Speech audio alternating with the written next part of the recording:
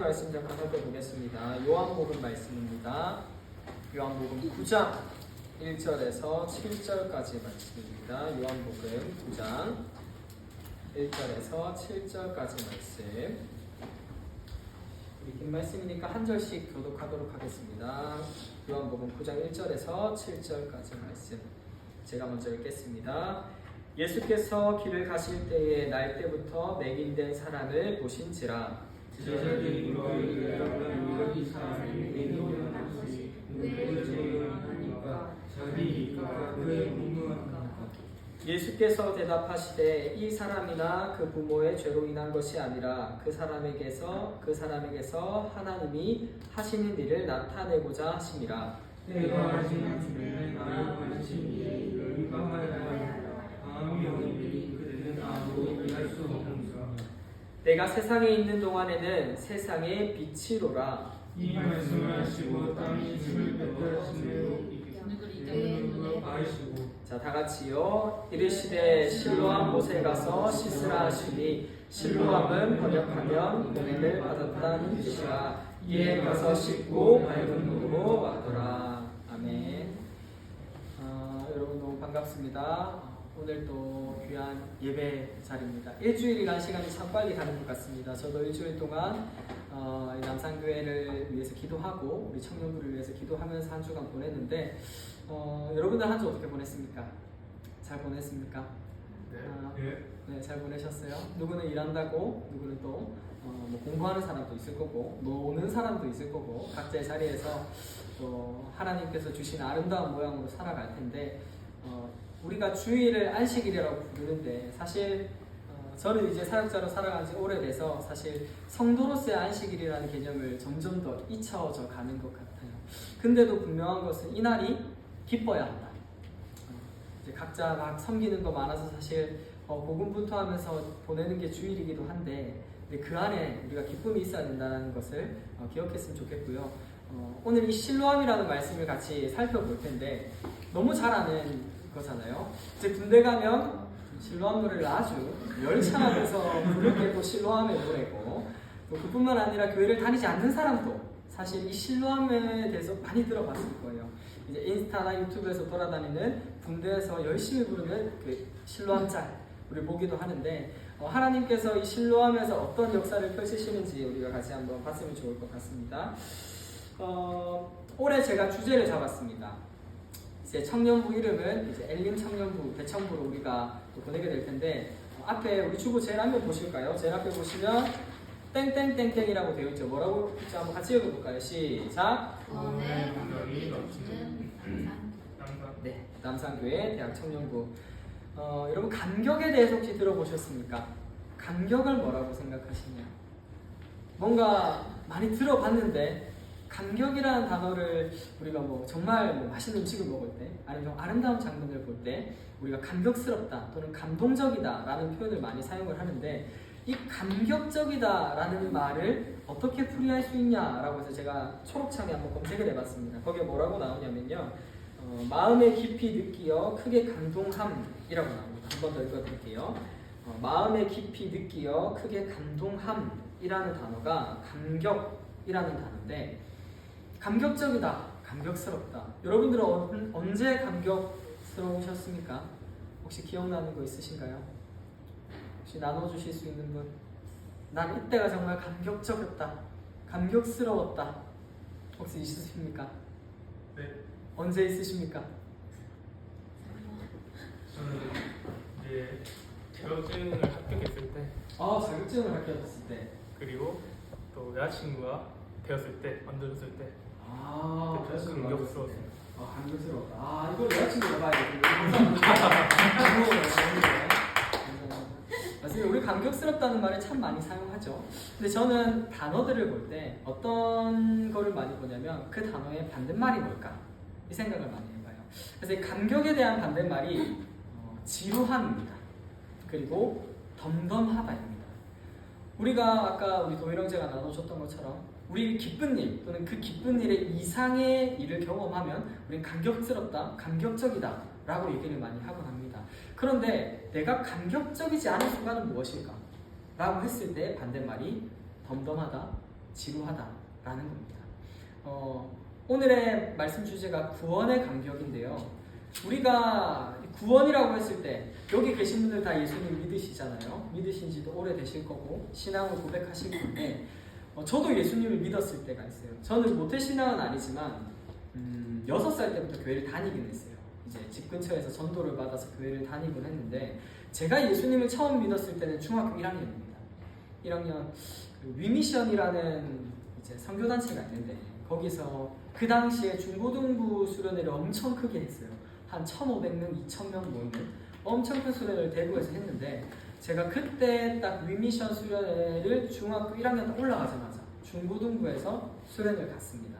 그리고 거기서 지금 이런 관계처럼 저한테도 엄청 친한 교회 형들이 있을 거예요. 동네 형처럼 같이 뭐 깡통 차기도 하고 놀던 형들인데 갑자기 그런 형들이 수련회 가서 무릎을 꿇고 기도하는 거예요.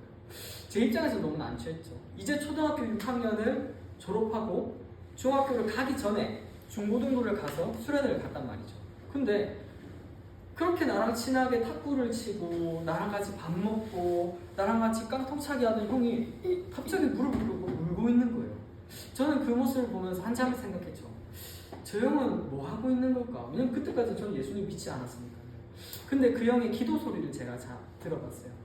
2층 난간에 이제 스탠드가 있는데 앞에 철봉이 있거든요. 근데 그 철봉을 잡으면서 그 형이 이렇게 기도하는 겁니다. 하나님, 저는 쓰레기입니다. 하나님, 저는 쓰레기입니다. 이 말을 거의 기도의 처음부터 끝까지 이 말만 하는 거예요. 처음에 저는 이해가 안 갔죠. 아니 형이 그렇게 못하는 것도 없고 못 사는 것도 아니고 그런데 왜 자기 자신을 보고 쓰레기라고 하지? 근데 그때 그런 생각이 들었어요. 왠지 이 형이 믿는 예수님을 나도 믿어보고 싶다. 그러고 나서 기도하는 방법을 모르니까 따라 해봐야겠다 하고 그 형을 따라서 무릎을 꿇고 따라 기도했어요. 하나님, 저 형이 믿는 예수님 저도 믿고 싶습니다. 근데 기도하는 방법을 모르겠는 거예요. 그래서 기도했죠. 하나님, 저는 쓰레기입니다. 저는 죄인입니다. 그런데 정말 신기하게도 하나님께서 그 순간 만나주셨다는 거예요. 그때만큼 저는 하나님을 만난 정말 큰 감격스러울 때가 없었던 것 같아요. 그리고 나서 신앙이 자라고 지금까지 왔지만요. 여러분들도 그런 순간들이 있을 겁니다. 예수님을 처음 만났을 때. 기억나실 때 있습니까? 혹시 중고등부 때 만나신 분 계십니까? 믿었다는 분? 아니면 다 청년 때 아직도 기억날 때 있습니까? 우리가 하나님을 믿는다, 예수님을 믿는다라고 하지만 사실 믿어도 까먹습니다. 믿어도 때로는 예배가 지루하게 느껴지고요.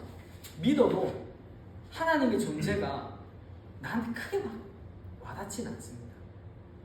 근데 우리에게 필요한 것이 뭐냐면 구원의 간격입니다. 이것을 잊지 않고 날마다 우리 마음에 새겨야 돼요. 날마다 새기지 않으면 우리의 신앙과 우리의 구원이 덤덤해집니다. 무뎌지고 지루해집니다. 예배를 드리는 게, 말씀을 듣는 게, 교회 나오는 게, 또는 교회를 나오지 않아도 우리가 있는 학교와 직장과 그 삶에서 하나님을 드러내야 하는데 사실 그게 되지 않습니다. 저도 주변에 직장인 친구들이 많이 있습니다. 이제 대학교를 가지 않고 취업을 해서 일을 하는 친구들도 많이 있는데 물론 교회를 다니는 친구들도 교회를 다니지 않는 친구들도 있습니다. 근데 교회를 열심히 다니던 사람들도 어느덧 세상에 치이다 보니 직장에서도 교회 다니는 것을 말하지 않는다고 합니다. 물론 그 친구의 얘기를 들었을 땐 공감을 했습니다. 힘들겠다. 그런데 하나님께서 우리를 그 직장으로 보내신 분이 하나님이시라면 우리는 거기서도 우리의 본분을 잊어서는 안 된다라는 것입니다. 오늘 우리가 구원의 간격에 대해서 살펴볼 때 이 실로암이라는 것을 같이 한번 살펴봤으면 좋겠는데요. 실로암이라는 단어 많이 들어보셨죠? 이 신약 성경에 나오는 이 실로암이라는 단어가 여러분 혹시 미국이라는 단어가 어떻게 해서 한국말로 미국이 된지 아십니까? 미국을 영어로 하면 물론 USA도 되지만 아메리카라고 부르잖아요. 근데 이 아메리카가 미국이 되어가는 발전이 있습니다. 아메리카, 메카, 미국이 되었다고 한다고 하더라고요. 사실 저도 도대체 이게 맞는 말인가? 어떻게 하면 아메리카에서 미국이라는 단어가 이렇게 발전했을까라는 생각이 들지만 사실 언어라는 게 좀 그런 것 같아요. 이 실로암이라는 단어도 사실 지금 신약 성경이 어떤 언어로 기록되는지 아십니까? 맞습니다. 헬라. 그러면 구약 성경은 뭘로 기록되죠? 히브리어. 맞죠? 히브리어죠. 그래서 헬라어에서는 실로암이라고 기록이 되었는데 중요한 거는 실로암이 이때만 있었을까라는 겁니다. 남산교회는 지금 지어진 지 한 40년이 넘었죠. 근데 100년 전에는 남산교회가 없었잖아요. 근데 이 실로암이라는 이 장소가 예수님이 계셨을 이때만 있었을까를 우리는 구약 성경에서 찾아볼 수 있습니다. 우리 말씀 한번 찾아봤으면 좋겠는데요. 우리 이사야 말씀 한번 먼저 살펴보겠습니다. 이사야 8장 6절 말씀입니다. 이사야 8장 6절. 이사야 8장 6절 말씀입니다. 이사야.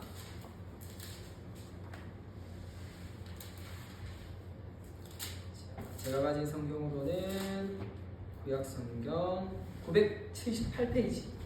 이사야 8장 6절. 우리 한 절 말씀이니까 같이 한번 읽어볼까요? 시작.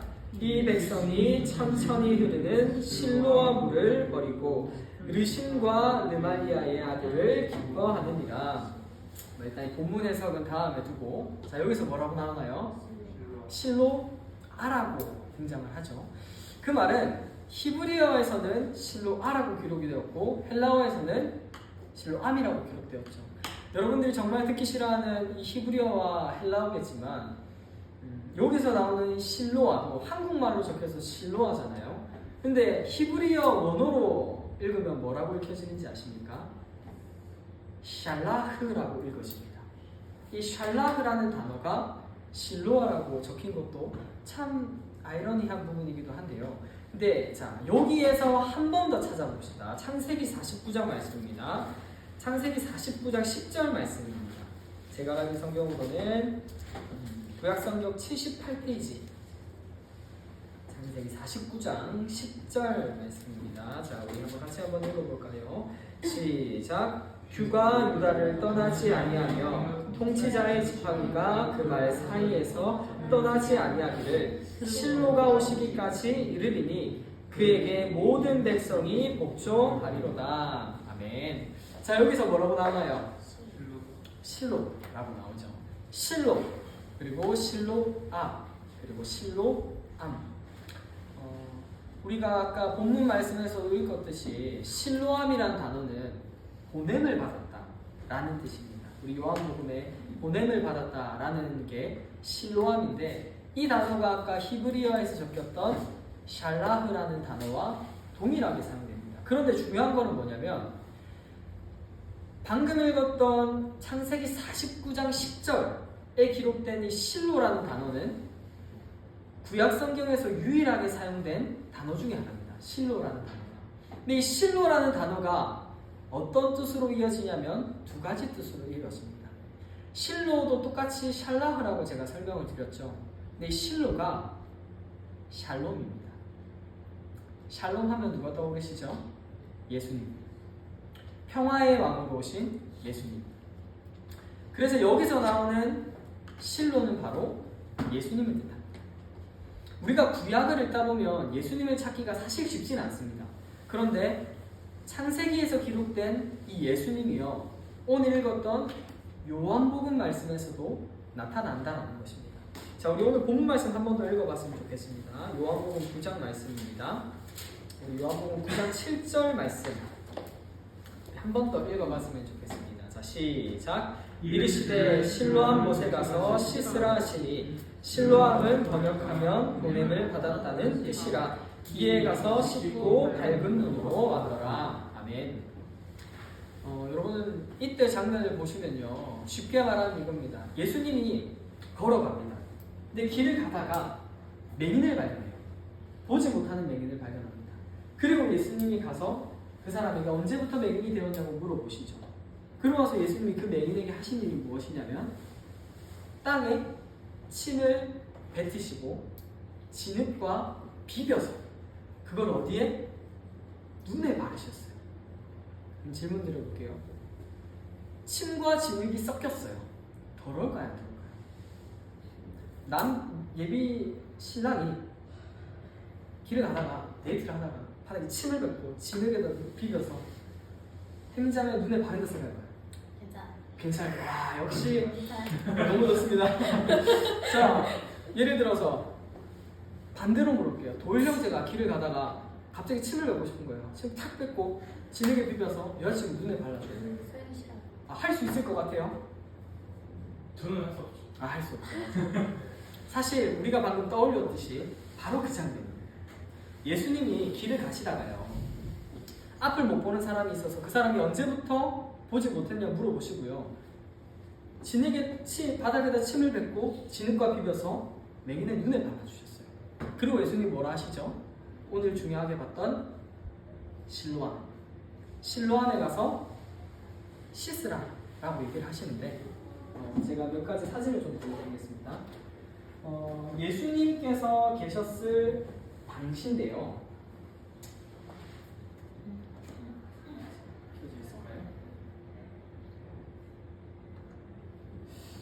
예수님이 계시던 그 당시, 예를 들어서 맹인과 예수님이 만났던 그 장소에서 예수님이 실로암까지 가라고 하셨잖아요. 자, 여기 보시면 여기는 여러분들이 잘 아는 예루살렘입니다. 예루살렘 성이죠. 이 예루살렘 성의 특별한 게 뭐냐면, 예루살렘 성에 들어갈 수 없도록 이렇게 다 성벽이 쳐 있습니다. 물론 문들이 다 있긴 하겠죠. 근데 중요한 건 뭐냐면, 예수님께서 병자들을 고치는 사역을 많이 하시잖아요. 뭐 앞을 보지 못하는 사람, 말 못하는 사람, 그리고 못 걷는 사람, 귀가 듣지 못하는 사람들을 고치시는데, 이런 치유 사역들을 예수님이 중점적으로 하셨던 이유가 뭐냐면, 이 당시에 예루살렘은요, 이스라엘은요, 여기 보이는 이 외곽의 밖으로 나가게 되면 구원이 없다라고 생각했어요. 그래서 예수님이 무엇보다도 이때 오늘 목사님이 말씀하셨던 혈류증 여인도 마찬가지로 질병에 걸리면 하나님한테 저주받았다라고 생각하는 게 구약시대입니다. 물론 신약시대도 마찬가지고요. 근데 그 부정한 사람들이 이 예루살렘 밖으로 쫓김 받으면 더 이상 나는 하나님 나라에 들어갈 수 없는, 구원받을 수 없는 존재가 되는 겁니다.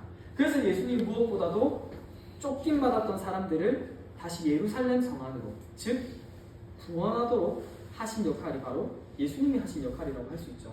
근데 자, 여기서 우리가 실로암을 찾아봅시다. 자, 실로암 어딨죠? 여기 실로암 있죠. 자, 예수님께서 실로암을 만났던 장소가 있는데, 물론 이거는, 자, 이 실로암도요, 우리가 연못이라고 생각할 수 있지만요, 우리 산에서 물이 내려오면 뭐가 만들어지죠? 계곡이 만들어지죠. 그것과 똑같습니다. 기온샘이라는 곳에서요, 물이 내려옵니다.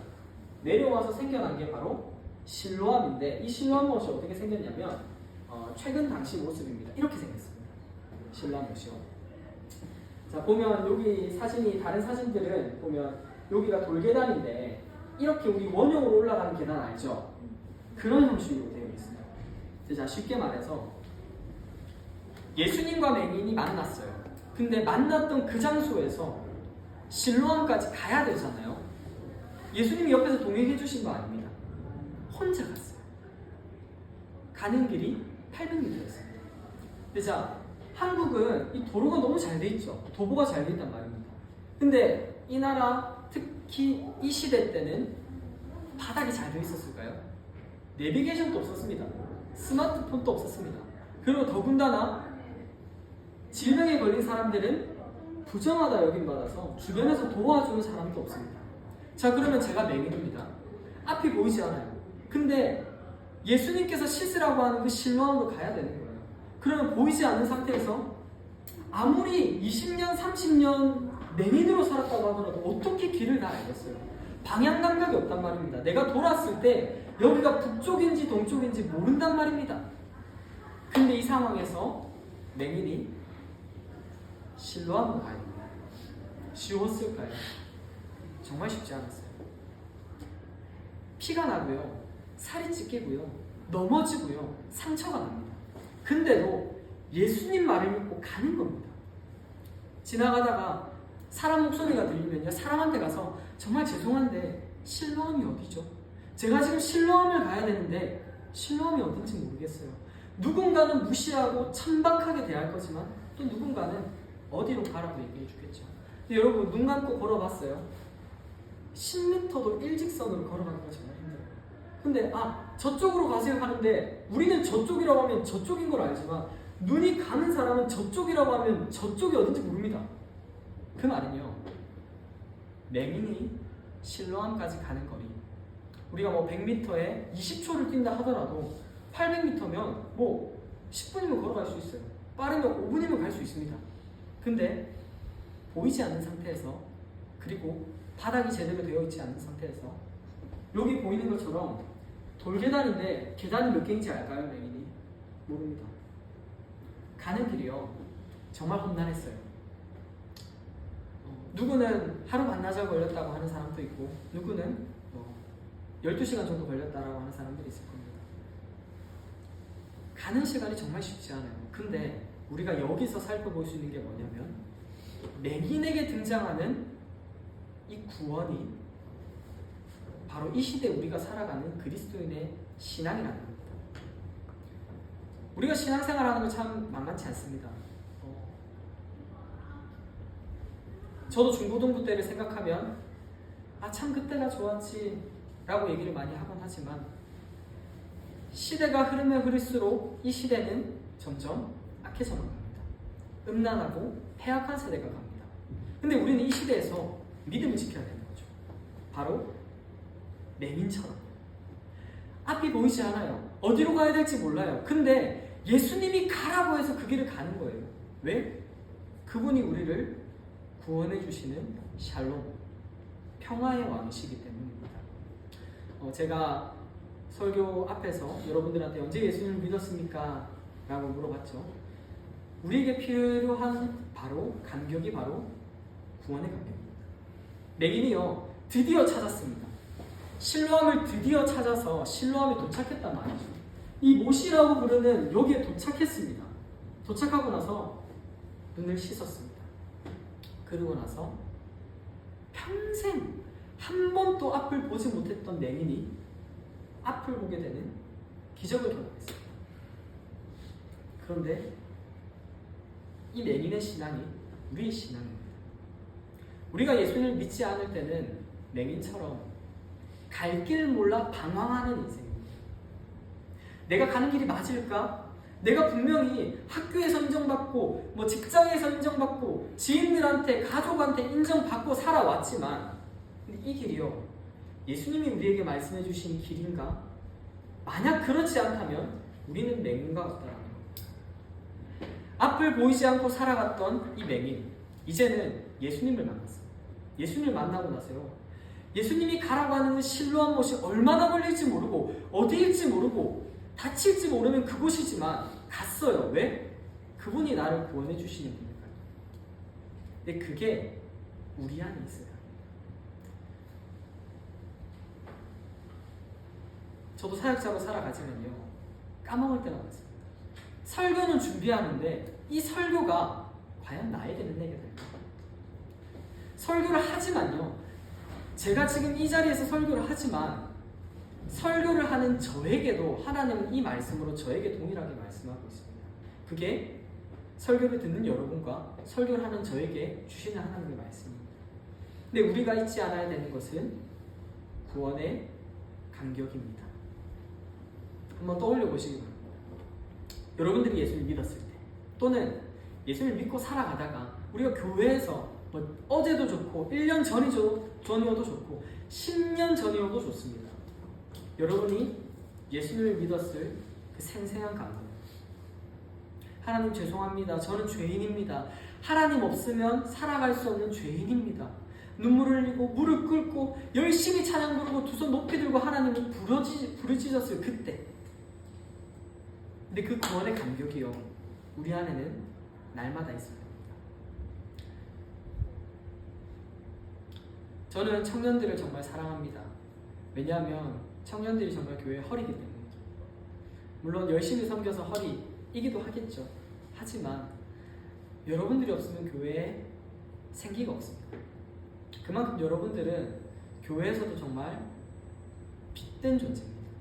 근데 빗된 우리가 구원의 감격을 잃고 교회를 섬기게 되면요, 사랑 없이 교회를 섬기게 됩니다. 제가 어제 자기 전에 잠깐 설교 쇼츠를 봤는데요. 그 인스타에 올라온 설교 영상을 잠깐 봤는데요. 어떤 목사님이 이런 예화를 사용을 하시더라고요. 교회에 오면요, 종이 한 장을 준대요. 종이 한 장을 줘서 여기다가 사랑이라고 적으라고 한대요. 근데 우리가 사랑이라고 적을 때 볼펜에 심이 나와 있어야지 적으면 사랑이라고 적히는데, 교회는 볼펜을 쓰는 방법을 가르쳐 주지 않아요. 가르쳐 주지 않고 사랑이라고 쓰래요. 근데 사랑이라고 계속 쓰다 보면 여기 종이에 사랑이라고 적힐까요? 적히지 않습니다. 근데 교회는요, 여기 계속 사랑이라고 적으래요. 그럼 계속해서 사랑을 적다 보면 어떻게 되냐면 종이가 너덜너덜해져 가요. 구원의 감격을 잃으면 이렇습니다. 우리가 교회에서 해야 되는 사랑은요, 보이지 않는 사랑이 아닙니다. 교회에서 해야 되는 사랑은요, 빛만 번지르르 하게 하는 사랑이 아닙니다. 저는 어딜 가서나 처음 만난 청년들, 중고등부 학생들, 어른들을 보면, 예수님 믿는 사람들을 보면 이렇게 합니다. 제가 여러분들을 처음 만났지만 여러분들을 사랑한다고 얘기합니다. 그 이유가 뭐냐면 하나님이 우리를 알지도 못하는데 우리를 사랑하셨거든요. 근데 그 사랑이 내가 그들을 사랑해야 되는 방식이기 때문입니다. 제가 이번에 이제 2번째 보죠. 2주째. 근데 제가 여러분들을 사랑할 수 있는 이유는 뭐냐면 제가 받은 사랑이 그런 사랑이기 때문입니다. 제가 지금 도일 형제가 10만 원이 필요하다면 전 줄 겁니다. 왜요? 그게 제가 받은 사랑이거든요. 제가 지난주에도 말씀드렸죠. 중고등부 제자가 속썩이는 제자입니다. 근데 오토바이 타다가 어디가 사고를 친 것 같습니다. 근데 새벽 늦게, 밤늦게 연락 와서 전도사님, 제가 사고를 쳤는데 수리를 좀 해야 될 것 같습니다. 돈 좀 있습니까? 라고 물어보는 겁니다. 그때 제 수중에요, 한 30만 원인가? 그거밖에 없었습니다. 근데 20만 원을 빌려달라는 겁니다. 물론 고민했죠. 하지만 하나님이 우리에게 허락하신 사랑은 잴 수 없는 사랑입니다. 속옷도 벗어줘야 되고요, 먹던 것도 줘야 되고요, 다 줘야 됩니다. 그럼 세상에선 그러죠. 그럼 남는 게 뭔데? 근데 요새는 교회에서도 그럽디다. 그럼 남는 거 없다. 하지만 하나님은 그렇게 말씀하지 않습니다. 나눠줘라. 그냥 줘라. 왜? 내가 너희에게 준 사랑이 그러니 그냥 줘라. 그게 내가 너희를 사랑한 방식이고 너희가 나를 닮아가는 제자라면 마땅히 해야 할 사랑의 방식이다 라는 겁니다. 말씀을 맺도록 하겠습니다. 오늘 우리 실로암 말씀 살펴봤는데요. 들어오십시오. 자, 앉으면 다시 할게요.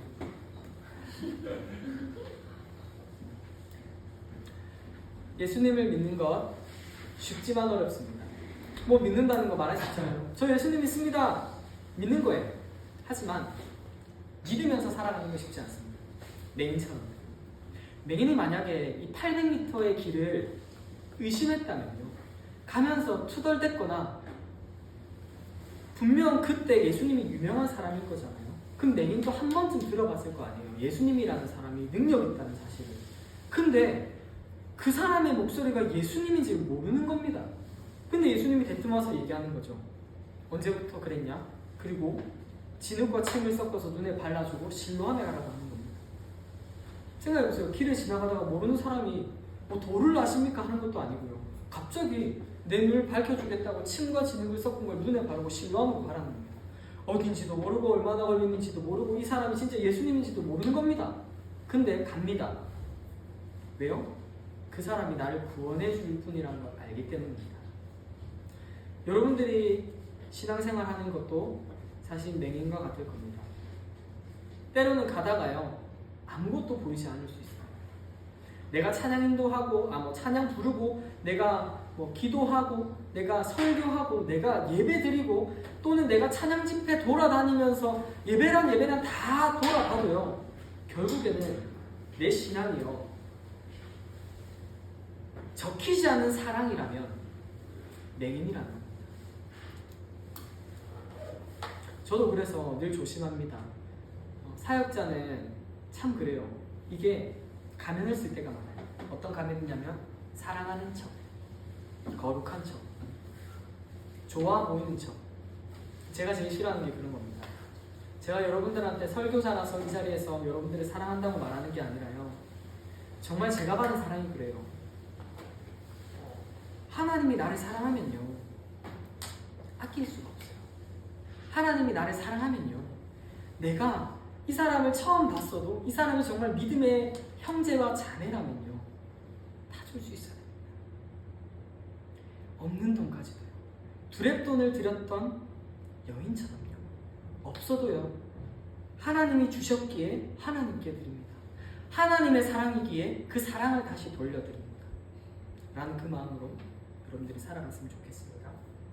우리 아까 불렀던 찬양 한 번 더 불렀으면 좋겠습니다. 은혜로가 우리 이 찬양 한 번 더 부르실 때 한 번 더 묵상했으면 좋겠습니다. 사실 하나님께서 우리에게 베풀어 주신 사랑과 은혜는 이미 시작됐습니다. 여러분들이 이 예배자리 나오기 전에, 여러분들이 예수를 믿기 전에, 여러분들이 태어나기도 전에요, 하나님은요, 여러분들을 사랑하기로 작정하셨어요. 여러분들을 구원하기로 마음 먹으셨어요. 그래서 우리 그 마음으로 이 찬양 한 번 더 불러보도록 하겠습니다.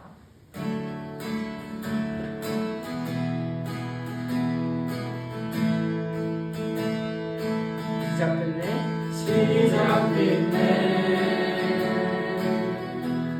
우리 주님의 능력이 나의 삶을 다스리고 새롭게 하는 자유하네. 지와 사망으로부터 나의 삶을 변화고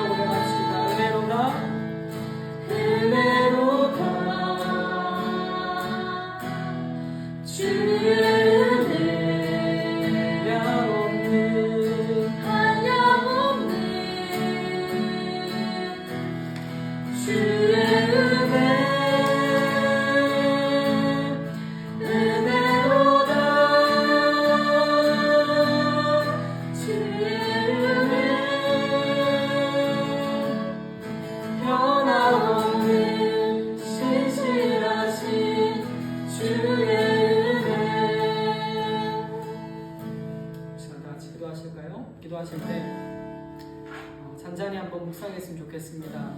하나님, 우리에게 베풀어 주신 그 구원의 은혜가, 그리고 구원의 감격이 잊고 살진 않았습니까? 하나님, 우리의 부족한 모습을 용서하여 주시옵소서. 하나님을 믿었을 그때, 우리를 사랑하시고 우리를 안아주시던 그때, 나를 하나님의 자녀라고 불러주시고 나를 하나님의 아들이라고 불러주시고 나를 하나님의 백성이라고 불러주실 그때, 우리 그때를 한번 떠올려 봅시다. 우리를 얼마나 사랑하시는지, 우리를 얼마나 기다리시는지, 우리를 얼마나 사랑한다고 우리를 안아주고 계신지, 우리 한번 묵상하시면서 한번 기도하도록 하겠습니다.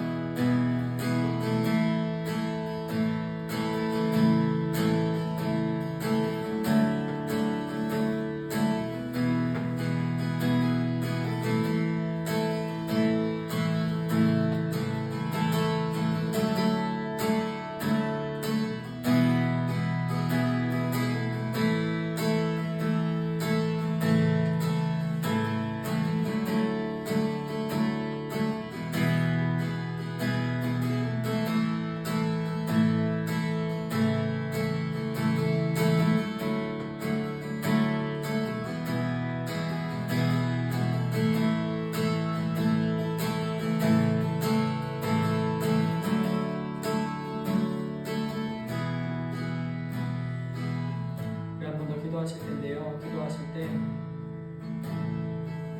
하나님, 오늘 말씀 가운데 맹인이 앞을 보게 되는 기적을 살펴봤습니다. 하나님, 때로는 우리의 삶도 이 맹인과 같지는 않습니까? 앞을 보지 못하고 방황하면서 살아가는 우리의 삶이지 않습니까?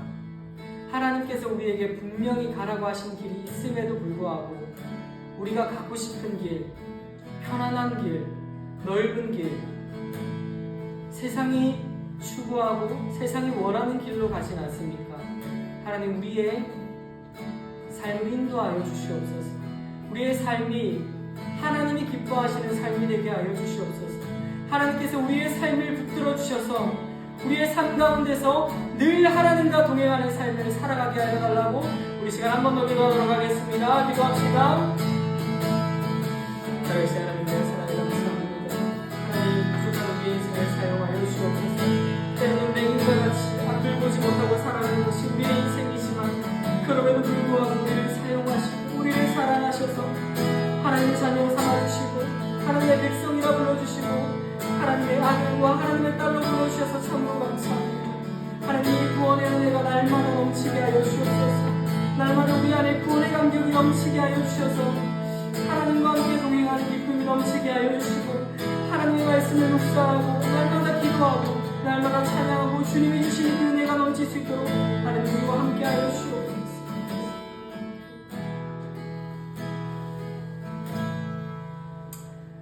살아계신 하나님, 감사합니다. 하나님, 부족하고 연약한 우리 인생이지만 우리를 사랑한다 하시고 우리를 넓은 품으로 안아주시고 우리를 하나님께서 인도하시는 주님의 그 길로 인도하여 주셔서 참으로 감사합니다.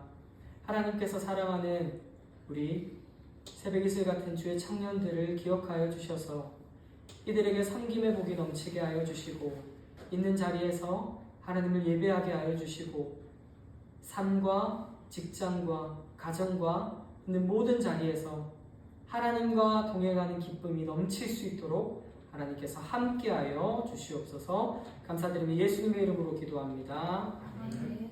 우리 주기도문 하시는 예배를 마치도록 하겠습니다. 시작.